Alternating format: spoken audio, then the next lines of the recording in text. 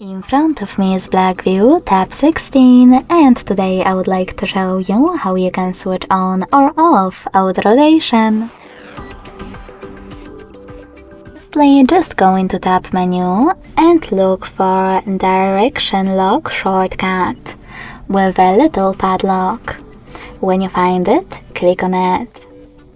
If the shortcut is blue, that means that auto rotation is disabled. To enable it, tap on the same one again. You can also go into Settings and click on Display. Then click on this switcher next to Duration Lock to turn it on or off.